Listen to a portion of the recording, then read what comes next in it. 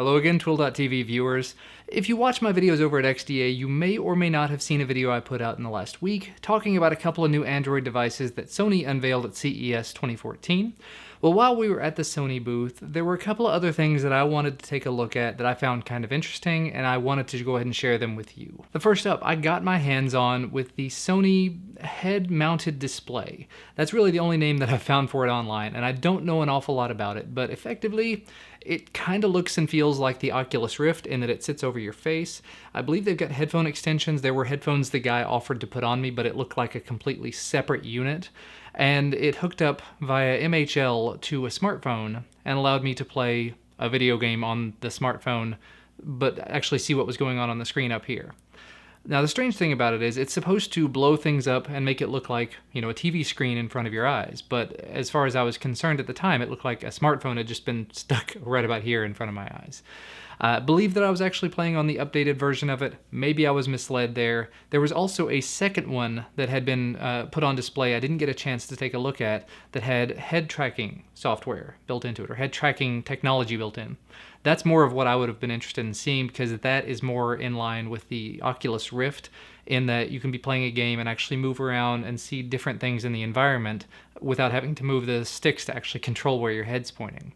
So yeah, hopefully as I've been saying this, I've got a little bit of footage that I can show you of me wearing the device, and it was an interesting experience, but it's not something I could see paying $1,000 for, which is how much it's shown for on the Sony website right now. It also says on there that it has virtual 7.1 surround sound, so I'm assuming that it's supposed to have built-in earbuds or something, and maybe they just didn't want to put earbuds in people's ears. But anyway, the other thing that I saw in the Sony booth that I found extremely interesting, and I'm kind of up in the air in a weird way about, is Sony unveiled the first what's to be considered consumer-level 4K camera. And by that I mean it's expensive, but it's not outside the realm of possibility.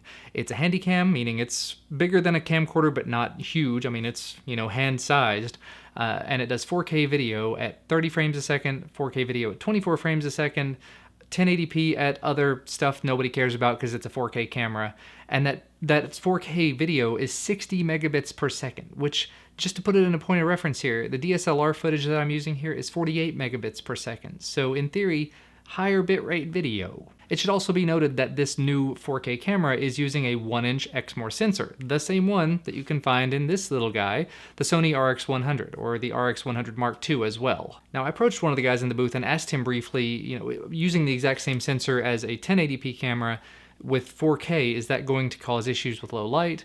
And as I asked the question, I started thinking about it, and realistically, 4K, and I looked this up later, I'm not just doing this off the top of my head, 4K requires 8.8 megapixels to actually be used.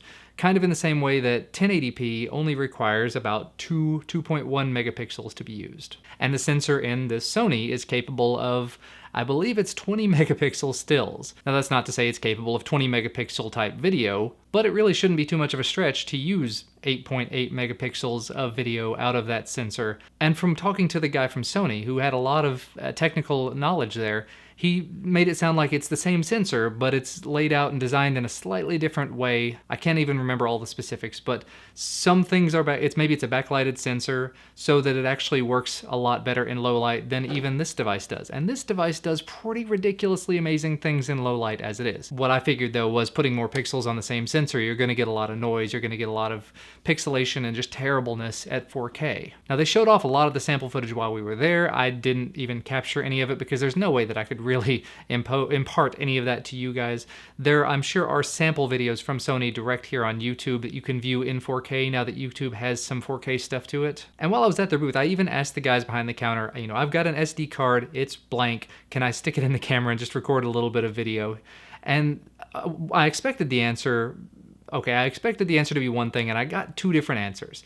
The first answer was not the one I was happy with. The first answer was, what does it matter? You're not even going to be able to display it anyway. And that was kind of a slap in the face to somebody at CES. But anyway, the second answer is the one that I was expecting and the one that I was kind of hoping to hear. No, we don't let people put SD cards in our products while we're here. You're not going to let just anybody and everybody put an SD card in a brand new unreleased product. So it was kind of a gut punch to me to ask the guy about that, and the first answer be, it wouldn't do you any good to have it because you don't have anything that'll work with it anyway. Because realistically, he doesn't know if I have a 4K monitor at home. I could. I've actually thought about it, but I just haven't picked one up yet. So anyway, those were the two things that I saw at the Sony booth that really kind of blew my mind. And honestly, between those two, the 4K camera is something that I'm kind of tempted by. And I didn't mention it, but the price tag on it is $19.99. It's going to be right at $2,000 for 4K video, and it's coming out at the end of March or sometime in March. So if sometime in April you'll notice that my video gets significantly higher quality, then you'll know that I probably upgraded. I'm interested to know what you guys think about this or the head-mounted display that is really, really expensive down in the comment section below though, so let me know. As always, thank you guys so much for watching. Remember, if you like this video, leave a thumbs up down below, definitely appreciate it. Subscribe to receive my content as soon as it becomes available. I've got another 1 or 2 videos that are kind of CES related that I wanted to go ahead and put up quickly, so they'll probably be up in the next few days. Thanks so much for watching though, and I will see you again next time. Bye guys.